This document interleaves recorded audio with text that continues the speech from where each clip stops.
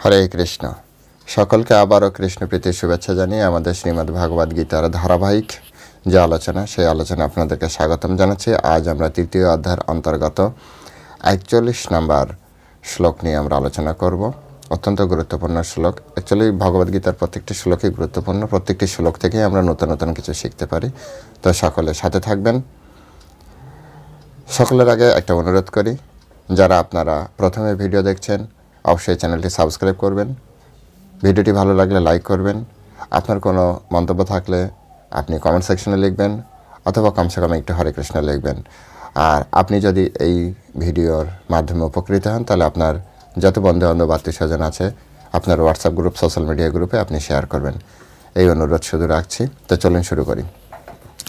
নম ওম বিষ্ণুপাদায় কৃষ্ণপ্রেষ্ঠায় ভূতলে শ্রীমতে ভক্তিবেদান্ত স্বামিনীতি নামিনে নমস্তে সরস্বতী দেবী গৌরবাণী প্রচারিণে নির্বিশেষ শূন্যবাদী পাশ্চাত্য দেশতারিণে বাঞ্ছা কল্পতরুর্ভশ্চ কৃপা সিন্ধুভ্যেব চ পতিতানাং পাবনেভ্যো বৈষ্ণবেভ্যো নমো নমঃ।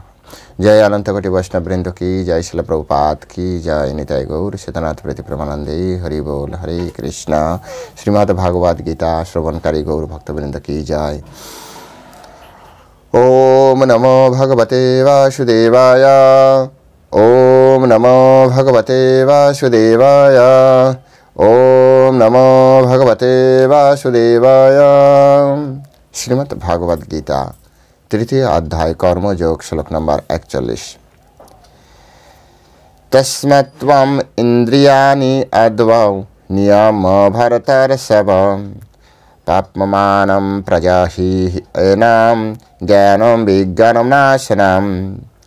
তস্মাত্ত্বম ইন্দ্রিয়াণি আদ্বৌ নিয়ম ভরতর্ষভ পাপ্যমানম প্রজাহি এনাম জ্ঞান বিজ্ঞানম নাশনম।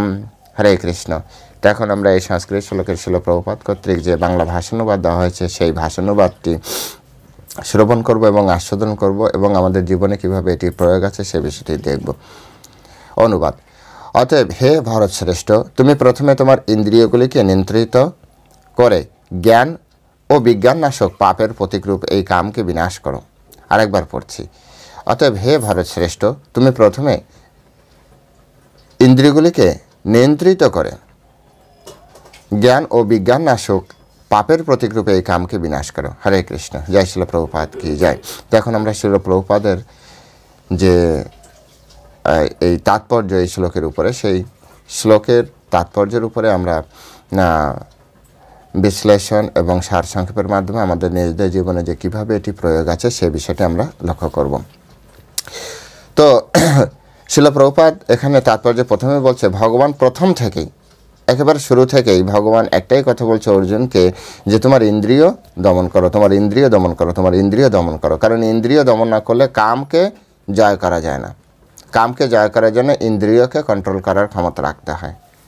হ্যাঁ, ইন্দ্রিয়কে কন্ট্রোল করার জন্য আমাদের কি দরকার? আহার শুদ্ধ, সত্তা শুদ্ধ, সত্তা শুদ্ধ, দুর্বাসিত। আহার শুদ্ধ দরকার। প্রথমে হচ্ছে আহার থেকে আমাদের ইন্দ্রিয়ে বল তৈরি হয়, আহার থেকে গুণ তৈরি হয়। তাই আমাদের এটি খুব গুরুত্বপূর্ণ। তো কেন এই কামকে করতে হবে? কারণ এই কামের প্রভাবে জীব আত্মজ্ঞান বিস্মৃত হয়ে তার স্বরূপ ভুলে যায়। এই কামের দ্বারাই সে তার নিজের যে স্বরূপ, সে যে কৃষ্ণের দাস, সেটি ভুলে যাচ্ছে শুধুমাত্র কামের দ্বারা। যতক্ষণ পর্যন্ত কামনা বাসনা থেকে একজন ব্যক্তি মুক্ত না হচ্ছে, ততক্ষণ পর্যন্ত সে কৃষ্ণের যে নিত্য দাস, তার এই জগতে যে সত্যিকারের যে কী কর্ম, সেই কর্মটা সে কোনোভাবেই বুঝতে পারছে না। তাই প্রথমেই আমাদের দরকার কাম থেকে মুক্ত হওয়া। কাম থেকে মুক্ত হওয়ার জন্য আমাদের সর্বোচ্চ প্রচেষ্টা করা দরকার, সর্বোচ্চ প্রচেষ্টা। আর তার জন্য আমাদের দরকার ইন্দ্রিয় কন্ট্রোল। ইন্দ্রিয় কন্ট্রোলের জন্য আমাদের প্রথম দরকার কি? তিনটি বিষয় আমাদের সবসময় মাথায় রাখতে হবে। তিনটি বিষয়। একটা হচ্ছে আমাদের আহার শুদ্ধ, দুই হচ্ছে আমাদের সঙ্গ শুদ্ধ, 3 নম্বর হচ্ছে আমাদের শিক্ষা শুদ্ধ। এগুলো যদি সব শুদ্ধ হয়, তাহলে অবশ্যই আমাদের ইন্দ্রিয় আমাদের কন্ট্রোলে থাকবে। এবং আর এর ফলে কী হবে? কামনা বাসনা যে কাম, যেটা সেই কামকে আমরা নিয়ন্ত্রিত করতে পারবো। তো এটা প্রত্যেকের কাছে আমাদের অনুরোধ থাকে যে আপনারা সকলে প্রথমে আপনাদের আহারটাকে শুদ্ধ করুন। হ্যাঁ, ভগবদ গীতাকে আপনি তখনই হৃদয়ে ধারণ করতে পারবেন, আপনি বুঝতে পারবেন যখন আপনি আপনার আহারটা শুদ্ধ করবেন। আহার শুদ্ধ, সত্তা শুদ্ধ, সত্তা শুদ্ধ বা ধ্রুবাশ্রিত। সত্তা মানে চেতনা, চেতনা শুদ্ধ হবে না যতক্ষণ না আহার শুদ্ধ হচ্ছে। আর যতক্ষণ চেতনা শুদ্ধ না হচ্ছে ততক্ষণ পর্যন্ত এই যে দিব্য জ্ঞান সেটিও হৃদয় প্রকাশিত হবে না, সেটিও হৃদয়ে দাঁড়াবে না। ধরুন আপনাকে একটা বসতে দেওয়া হচ্ছে, আপনাকে একটা চেয়ারে, সেই চেয়ারের উপরে ময়লা, হ্যাঁ, কাদামাটি লেগে আছে, মলমূত্র লেগে আছে, আপনি কি সেই চেয়ারে বসবেন? বসবেন না। এটি স্বাভাবিক পন্থা, এটি স্বাভাবিক, এটা বাস্তব সত্য, এটাকে মানতে হবে। ঠিক তেমনি এই দিব্যজ্ঞানকে আমি আমার হৃদয়ে বসাতে চাই, বা আমি পরমেশ্বর ভগবানকে আমার হৃদয় মন্দিরে বসাতে চাই। তো আমার হৃদয়ে যদি ডাস্টবিনে ভরা থাকে, আমার হৃদয়ে যদি মলমূত্রে ভরা থাকে অশেষ কামনা বাসনা দ্বারা, ভক্তিবিনোদ ঠাকুর যেভাবে বলেছে, অশেষ কামনা বাসনা হৃদয় মাঝে মোর। তো যদিও উনি পূর্ণরূপে নিট অ্যান্ড ক্লিন ছিলেন, কিন্তু জীবের স্বরূপ, জীবের স্বভাব অনুসারে তিনি এটা বলেছিলেন। তো আমাদেরকে এটা বুঝতে হবে যে ভগবান বসবে কী করে, দিব্যজ্ঞান বসবে কী করে। আমরা যে গীতা বুঝতে পারছি না, আমরা যে গীতা ধারণ করতে পারছি না, এর পিছনে কারণ কি? আমাদের হৃদয়ে অত্যন্ত ময়লাবৃত রয়েছে, আমাদের হৃদয় পরিষ্কার নয়, আমাদের চেতনা শুদ্ধ নয়। সেজন্য তো আচার্যরা বলেছেন, জলের সাথে জলে মিশে আপনা তেলে জলে মিশাইলে কবু তো মেশে না। আমি যদি জল নাই তো জলের সাথে মিশবো কী করে? আমি যদি তেল নাই তেলের সাথে মিশবো কী করে? ভগবান হচ্ছে বিশুদ্ধ শুদ্ধ সত্যতত্ত্ব, বিশুদ্ধ শুদ্ধ সত্যতত্ত্ব। এখন আমরা যদি বিশুদ্ধ শুদ্ধ না হই, সত্যগুণের না থাকি, তাহলে আমরা কিভাবে এই জ্ঞান আমরা ধারণ করতে পারি? এই জন্য তো অর্জুনকে ভগবদ গীতার মাধ্যমে কৃষ্ণ বারবার করে বলেছেন, ত্রৈগুণ বিষয়বিদা নিস্ত্রৈগুণ ভব অর্জুন। ত্রিগুণ হচ্ছে বেদের বিষয়, নিস্ত্রৈগুণ, এই ত্রিগুণের ঊর্ধ্বে হচ্ছে সত্য রজ তমগুণ, এরও ঊর্ধ্বে উঠতে হবে, অর্থাৎ বিশুদ্ধ শুদ্ধ সত্যগুণে যাওয়ার জন্য ভগবান আমাদেরকে বলছে। আর তখন আমরা পরিষ্কারভাবে কৃষ্ণ এবং আমাদের আইডেন্টিটি আমরা বুঝতে পারবো, আমরা বাস্তবে কে।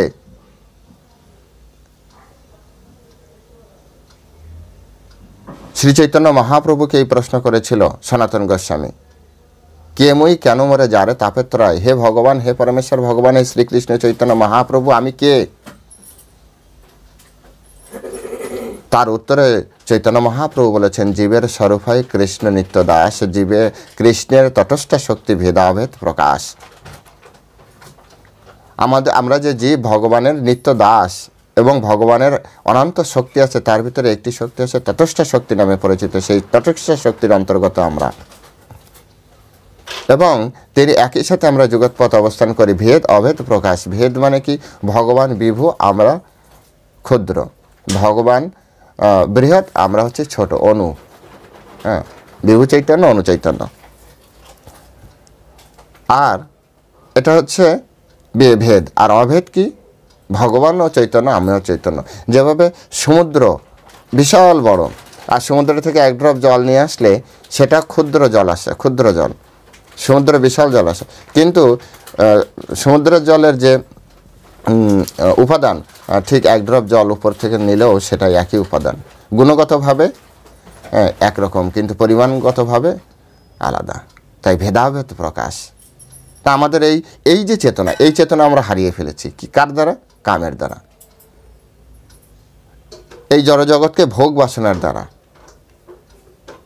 এই ভোগ প্রবৃত্তির জন্য আমি এই যে আমার যে শুদ্ধ চেতনা, এই শুদ্ধ চেতনা আমরা হারিয়ে ফেলি। তাই যখন আপনি সাধু সঙ্গ করবেন, যখন আপনি শাস্ত্র সঙ্গ করবেন, যখন আপনি আপনার ইন্দ্রিয়কে কন্ট্রোল করবেন, তখন না আপনি বুঝতে পারবেন। সাধুদের ভাব আমরা কেন বুঝতে পারি না? কারণ সাধুরা শুদ্ধ সত্য রয়েছে। আর যারা একেবারে চরম পর্যায়ে সাধু, তারা হচ্ছে বিশুদ্ধ শুদ্ধ সত্য তত্ত্ব রয়েছে। তাদের ভাবতে বোঝা একেবারে শাস্ত্রে যেমন আছে তারা সেরকম। তারা হচ্ছে গ্রন্থ ভাগবত। এটি হচ্ছে ব্যক্তি ভাগবত। আমরা যেটা পড়ি সেটা হচ্ছে গ্রন্থ ভাগবত। আর গ্রন্থ ভাগবতের আলোকে একেবারে জেরক্স কপি ব্যক্তি, তিনি হচ্ছেন ব্যক্তি ভাগবত। যেমন শাস্ত্র বলেছে তিনি তেমন। তাই আমাদেরকে প্রথমে বুঝতে হবে আমাদের নিজেদের স্বরূপ কি।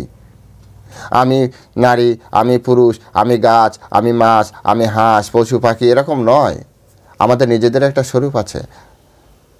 আত্মতত্ত্ব আমাদের নিয়ে আলোচনা করতে হবে। এই শরীর তো আজ আছে, কাল থাকবে না।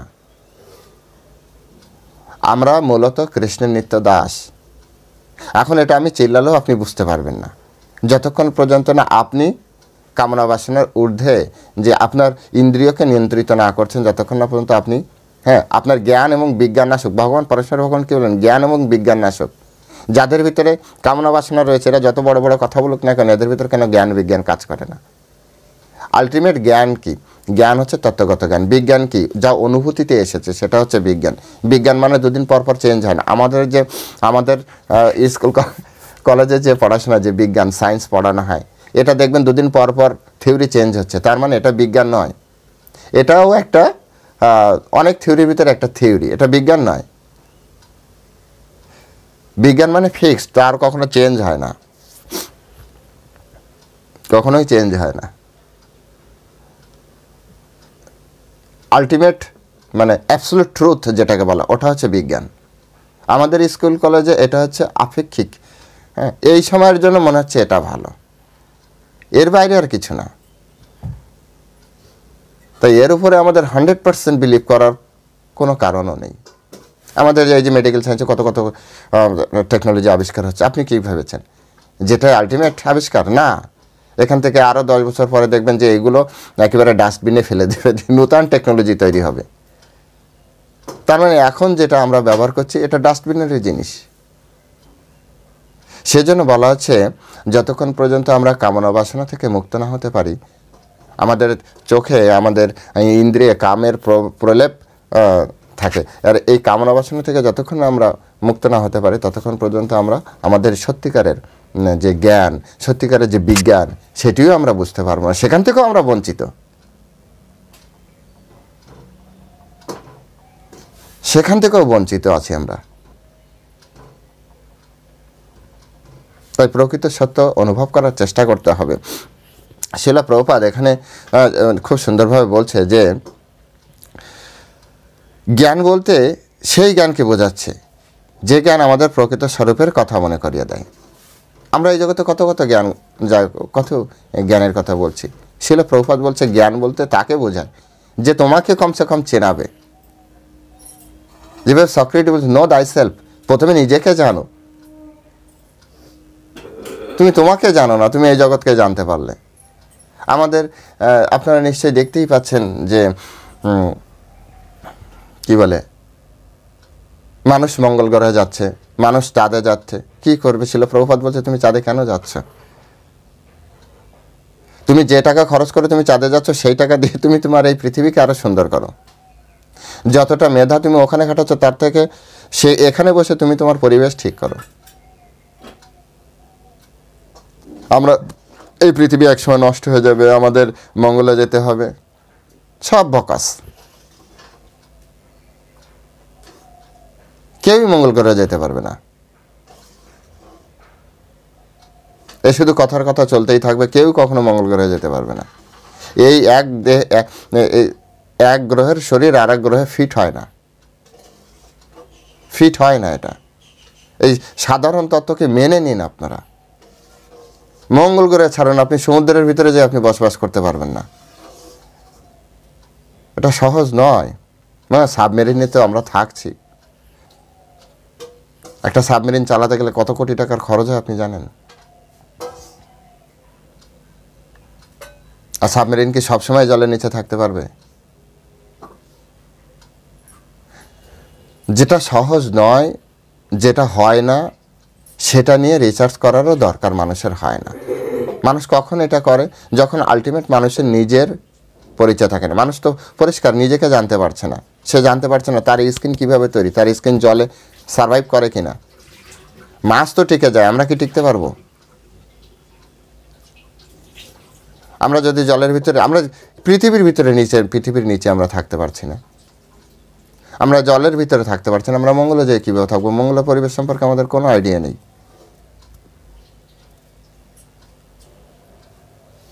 আমরা যাচ্ছি সেখানে, আমরা আরে এত খরচ না করে আমরা পৃথিবীকে সুন্দর করি, আমরা আরও বেশি বেশি গাছ লাগাই, আমরা আমাদের পলিউশন থেকে নিজেকে মুক্ত করার চেষ্টা করি। নিজেরা কিভাবে সুন্দরভাবে বাঁচা যায়, নিজেদের ভিতরে সম্পর্কের উন্নতি করি, আমরা দেশে দেশে ঝগড়াঝাটি এগুলো বন্ধ করি, অহেতুক পারমাণবিক বোমা তৈরি করা থেকে বিরত থাকি।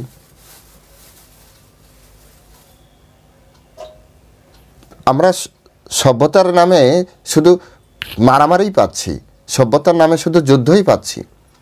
সভ্যতার নামে আমরা শুধু বড় বড় ফাইটার প্লেন, বড় বড় যুদ্ধ বিমান, আপনার যুদ্ধ জাহাজ, এগুলোই পাচ্ছি, বড় বড় যুদ্ধের অস্ত্র পাচ্ছি সভ্যতার নামে। একবার চিন্তা করুন, যতগুলি নিউক্লিয়ার বোমা এই পৃথিবীতে তৈরি করা হয়েছে, সব যদি এক নাগারে ফাটতে থাকে, তো যে বানিয়েছে তারও বংশ নাশ হয়ে যাবে। মানুষের অবস্থা হবে কোথায়?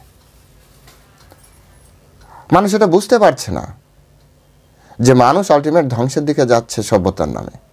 কারণ তার ইন্দ্রিয় কামের দ্বারা, শুধু কামনা বাসনা ছাড়া আর কিছু নেই। কিভাবে আমি বড় হব, কিভাবে আমি ভোগ করব, কিভাবে আমার জীবন উন্নত হবে, ব্যাস এইটুক।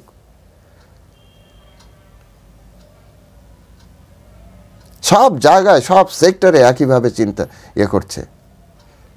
আর সাধুরা তার ভিতর থেকে আপনাদেরকে বোঝানোর চেষ্টা করছে। বুঝতে পারো, আপনারাও আবার শোনার চেষ্টা করবেন না। কি হবে এর আলটিমেট পরিণতি? কোথায় যাবে আমাদের নেক্সট জেনারেশন? ভগবান ঠিক সামলে নেবে, কিন্তু তার বিনিময়ে কি করবে? কুরুক্ষেত্রের মতো যুদ্ধের মতো একটা বিপুল ধ্বংস তৈরি হবে। এক ধ্বংসযজ্ঞের মাধ্যমে পরবর্তীতে আবার সুন্দর ব্যালেন্স একটা পৃথিবী চলবে। আমরা চাইলে সবাই একসাথে সুন্দরভাবে বসবাস করতে পারি, শুধু নিজেদের কামনা বাসনা যদি আমরা ত্যাগ করার চেষ্টা করতে পারি। তাই ভগবান এখানে স্পষ্ট করে বলেছেন যে তোমার ইন্দ্রিয়গুলিকে নিয়ন্ত্রিত করো, তোমার চাওয়া পাওয়াকে নিয়ন্ত্রিত করো, তোমার কামনা বাসনাকে নিয়ন্ত্রিত করো, তা নাহলে তোমার জ্ঞান বিজ্ঞান সব নাশ করে দিয়ে চলে যাবে এই কাম।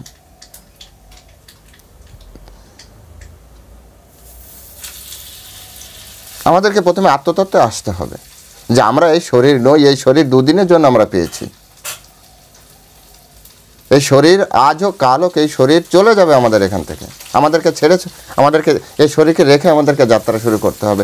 এটা একটা সার্টেন টাইমের জন্য আমরা পেয়েছি, আমাদের নির্দিষ্ট কিছু কর্ম করার জন্য এই পৃথিবীতে এসেছি, এবং কর্মটি করে আমরা আমাদের লোকে আমাদের ফিরে যেতে হবে।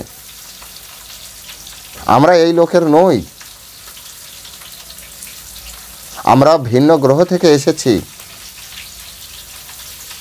আমাদেরকে এই গ্রহে দেওয়া হয়েছে জাস্ট শাস্তির জন্য। বিভিন্ন ধরনের শীতে কষ্ট, গরমে কষ্ট, খিদায় কষ্ট, খেলে কষ্ট, এক জায়গায় থাকতে কষ্ট, বেড়াতে গেলে কষ্ট, স্থলভাগে কষ্ট, জলে কষ্ট, আকাশে কষ্ট। এই জগৎ এইভাবে ডিজাইন করা, প্রতি মুহূর্তে আমরা সুন্দর থাকার চেষ্টা করলেও আমরা সুন্দর থাকতে পারবো না। এই পৃথিবীতে অনেক ধনী ব্যক্তি আছে, ক্রোড় ক্রোড় টাকা রয়েছে, তারা নিজেরাও জানে না তাদের কত টাকা আছে, তথাপি তারা হয়তো মানসিকভাবে সুস্থ নয়, হয়তো বা তারা শারীরিকভাবে তারা অসুস্থ রয়েছে। কত কত সমস্যা নিয়ে এই জগতে রয়েছে। প্রত্যেকটা ব্যক্তি তার নিজের নিজের জায়গায় কিছু না কিছু সমস্যা ফিল করবেই, এটাই স্বাভাবিক। আর এর থেকে আমাদের মনে করতে হবে যে এই জগৎ আমাদের না, আর আমরা এই জগতে যাই করি না কেন এই জগৎ আমাদেরকে সুখ প্রদান করতে পারবে না।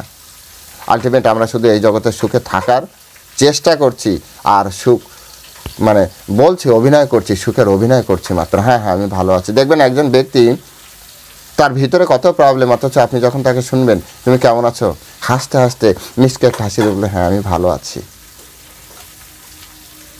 আমাদের প্রভুরা খুব সুন্দর করে বলতে হয়, তাই বলছি ভালো আছি। আসলে কেমন আছি সেটা আমি জানি আর ভগবান জানে।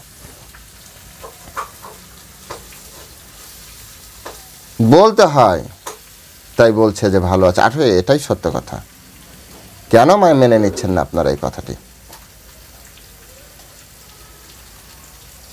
আত্মতত্ত্বে যেতে হবে যে আমরা এই পৃথিবীর জন্য নই, এই পৃথিবীর জন্য আমরা ফিট না। যদি আমরা ফিট হতাম আলটিমেট আমরা এখানে থেকে যেতে পারতাম, কিন্তু কেউই থাকে না। মৃত্যু অবধারিত। মৃত্যু মানে কি, এই দেহ এখানে ছাড়তে হবে, এখান থেকে আরেকটা জায়গায় আমাদের যাত্রা শুরু হবে। এটা আমার রেন্ট ঘর, পার্মানেন্ট ঘর নয় এটি।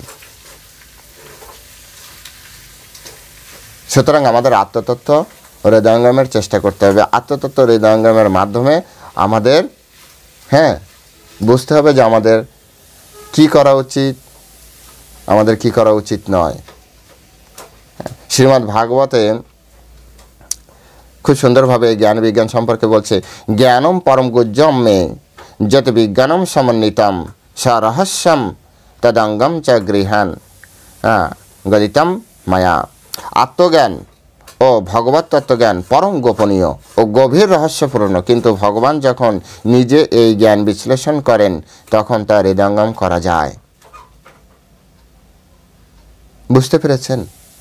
এটা রহস্যাবৃত, এটা সত্য, এটা পরম গোপনীয়, এটাও সত্য। কিন্তু পরমেশ্বর ভগবান যদি বিশ্লেষণ করেন তাহলে কে না বুঝ, আরে হৃদয়ে তো ভগবান বসে আছেন। ভগবান যদি আপনাকে বোঝায় আপনি বুঝবেন না কেন? গীতাও যদি আপনি পড়েন আপনি আত্মতত্ত্বজ্ঞান অবশ্যই বুঝতে পারবেন। গুরু পরম্পরায় যদি আপনি শোনেন আপনি অবশ্যই বুঝতে পারবেন। একটু সময় দিয়ে শুনুন না। ফেসবুকে হোয়াটসঅ্যাপে কত সময় দিচ্ছেন, কত হাবিজাবি আপনি ইন্টারনেটে দেখছেন। এইসব কথা গুরু পরম্পরায় যারা বলছে তাদের কাছে শুনুন তো, কেন বুঝতে পারবেন না? শিল প্রভুপাদ এই বিজ্ঞানকে একেবারে সহজ সরল প্রাঞ্জল ভাষায় তিনি উপস্থাপন করেছেন, আর সারা পৃথিবীর মানুষ এটি বুঝতে পেরেছে। আমার আপনার বুঝতে অসুবিধাটা কোথায়? আমি তো দেখছি না কোথাও অসুবিধা আছে। আমার কাছে মনে হয় যে বাইরের জগতের পড়াশোনাটাই আরও জটিল, কারণ কত ভুলভাল পড়েছি যার কোনো ঠিক নেই।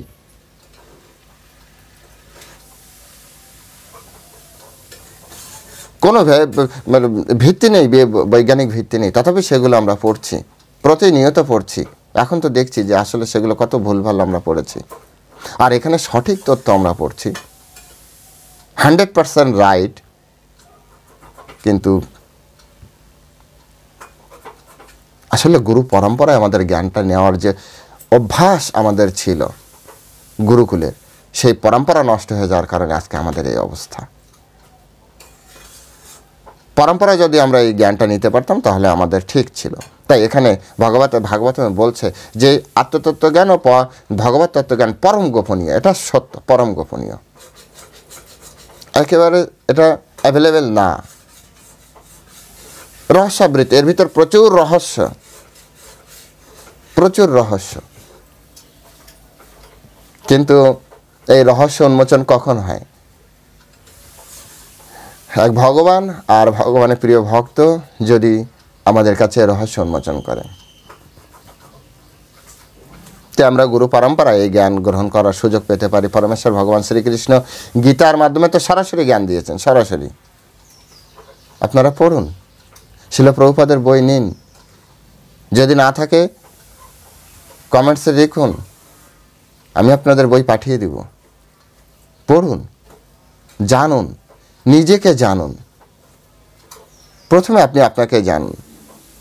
ভগবদ্গীতা আমাদের আত্মতত্ত্ব সম্পর্কে সাধারণ ও বিশেষ জ্ঞান প্রদান করেছেন, সাধারণভাবে, খুব সহজ সরলভাবে, এবং বিশেষ জ্ঞান, গুরুত্বপূর্ণ জ্ঞান আমাদেরকে দিয়েছেন। তো এই উপলব্ধিকে বলা হয় কৃষ্ণ ভাবনামৃত। বুঝতে পেরেছেন? যখন আপনি এই যে বলেন না কৃষ্ণ ভাবনামৃত, কৃষ্ণ ভাবনামৃত মানে হচ্ছে এই উপলব্ধি করা, আত্মতত্ত্ব জ্ঞান উপলব্ধি করা। প্রতিটি জীবের অন্তরে ভগবত প্রেম আছে, আগেও বলা হয়েছে, এখনও বলা হচ্ছে, শিল প্রভুপাদ বারবার, প্রত্যেকটা জীবের অন্তরে মাত্রা বিশেষ ভগবত প্রেম রয়েছে, প্রত্যেকটা জীবের অন্তরে রয়েছে। কিন্তু জীব শুরু থেকেই যদি ভগবানকে ভালোবাসতে শেখে তাহলে জীবের স্বাভাবিক ভগবত প্রেম আর কামে পরিণত হতে পারে না। অর্থাৎ ছোটবেলা থেকে ছোটবেলা থেকে তাকে যদি ভগবদ্গীতা পড়ানো হয়, আমাদের বৈদিক শাস্ত্র পড়ানো হয়, তাহলে এই ভগবত প্রেম আর কামে মানে ট্রান্সফরমেশন যেটা হয় না, প্রবর্তিত, সেটা হয় না। ভগবত প্রেম থেকে যায়। তাই প্রত্যেক পিতামাতার কর্তব্য ছোটবেলা থেকেই আপনি আপনার সন্তানকে ভগবদ্গীতা পড়ান। এখন তো আমরা গীতা প্রচার করতে যে প্রতিদিন একই কথা শুনছি, আমার ছেলে মেয়ে ক্লাসের বই পড়তে পারছে, সময় পাচ্ছে না। আরে ক্লাসের বই তো পড়বে, কিন্তু সাথে প্রতিদিন 5 মিনিট করে আপনি পড়ান, আপনার সন্তান 24 ঘন্টা পড়ে না। কারণ শিক্ষণ সময় চলে গেলে যেভাবে আপনিও গীতা পড়তে পারেননি, আপনার সন্তানও গীতা পড়তে পারবে না। শিক্ষণ কাল নামে একটা কাল আছে, তার বাইরে সে শিখতে পারে না। সে শুধু ওটা দিয়েই জীবন পরিচালিত করে, জানতে পারে অনেক কিছু, কিন্তু লেখাপড়ার একটা, আপনি কখনো দেখেছেন 60-70 বছরে যে স্কুল কলেজে ভর্তি হচ্ছে? সবার একটা সময় আছে না? ঠিক তেমনি আমার আপনারও একটা শিক্ষণ সময় আছে, সেটা ছোটবেলা থেকে শুরু হয়, আর তার উপরে আমাদের বাকি জীবন চলে। তা নাহলে তো ছোটোবেলায় ছেলে মেয়েদেরকে খেলা করারই পারমিশন দিত, এক সময় বয়স হলে পড়াশোনা করে নেবে। গীতা যদি পরে পড়বে তাহলে আপনার ছেলে মেয়েও পরে পড়াশোনা করবে। আপাতত খেলাধুলা করতে দিন, ঘুরতে দিন, ফিরতে দিন, এনজয় করতে দিন লাইফটাকে। এখন স্কুলে কেন পাঠাচ্ছেন? আগেও চাকরি করুক, আগে বড় বিজনেস করুক, টাকা পয়সা ইনকাম করুক, তবে একসময় যে লেখাপড়া শিখে নেবে, স্কুল কলেজে ভর্তি হয়ে যাবে। এই সিম্পল কনসেপ্ট সিম্পলি বোঝার চেষ্টা করুন। আমাদের উচিত ছোটবেলা থেকেই ভগবদ্গীতার জ্ঞান প্রদান করা। যদি আমরা প্রথম থেকেই আমরা ভগবদ্গীতার জ্ঞান দিই, তাহলে আমাদের সমাজে বা আমাদের গৃহে আমাদের যে বর্তমান যে কামের দ্বারা প্রভাবিত হয়ে যে প্রবলেম সমাজে তৈরি হচ্ছে বা গৃহে তৈরি হচ্ছে, সেটি আর হবে না। ভগবত প্রেম কামে বিকৃত হয়ে গেলে তখন তাকে স্বাভাবিক অবস্থায় ফিরে আনা অত্যন্ত কঠিন। একবার যদি কামে ডাইভার্ট হয়ে যায় না, একবার বিকৃত হয়ে গেলে, যেমন কখনো কখনো তো এক জীবনে হয়ই না, যদি সেই স্তরে পৌঁছে যায়, খুব সাবধান। তা সত্ত্বেও কৃষ্ণ ভাবনা এমনই শক্তিশালী যে এমনকি জীবনের শেষ পর্যায়ে যদি কেউ গভীর নিষ্ঠার সঙ্গে ভগবত ভক্তির বিধি অনুশীলন করে, তাহলে সে কৃষ্ণ প্রেম ফিরে পায়। একটাই অপশন আছে, যদি সে কৃষ্ণ ভাবনার এই পথে যুক্ত হয়, কৃষ্ণ ভাবনা চৈতন্য মহাপ্রভুর এই আন্দোলনে যুক্ত হয়, তাহলে সে চাইলেও কৃষ্ণ প্রেম কিন্তু খুব কঠিন হয়ে যায়, খুব কঠিন হয়ে যায়। তাই প্রত্যেকের কাছে আমাদের বিশেষ অনুরোধ যে ভগবদ্গীতা ভালো করে পড়ুন। আপনার ইন্দ্রিয় কিভাবে আপনাকে কোন দিকে টেনে নিয়ে যাচ্ছে, আপনার ইন্দ্রিয় কিভাবে কামের দ্বারা পর্যবেসিত হচ্ছে, আপনার ইন্দ্রিয় কিভাবে কামের দ্বারা আপনার জীবনকে নষ্ট করে দিচ্ছে, আপনার জ্ঞান বিজ্ঞান কিভাবে নষ্ট হয়ে যাচ্ছে, আপনার আগামী দিনের সন্তান সে কিভাবে আগামী দিনের সমাজে নষ্ট হয়ে যাচ্ছে, সেগুলো সুন্দরভাবে জানার চেষ্টা করুন, বোঝার চেষ্টা করুন। আপনাদের কাছে শুধু এই অনুরোধ। আর সকলের সাথে থাকবেন। কথাগুলি ভালো লাগলে অবশ্যই একটা লাইক প্রদান করবেন, এতে আপনার কোনো পয়সা লাগে না। আপনার বন্ধুদেরকে এই কথাগুলি শোনান, এতে আপনার সোশ্যাল ওয়ার্ক হবে। তাই শেয়ার করুন, যত বেশি শেয়ার পারেন শেয়ার করেন। যারা নতুন তারা সাবস্ক্রাইব করেন, আর এই ভিডিওগুলি সকলের কাছে পৌঁছে দিন। হরে কৃষ্ণ, সকলে ভালো থাকবেন। জয় শিল প্রভুপাদ কি জয়।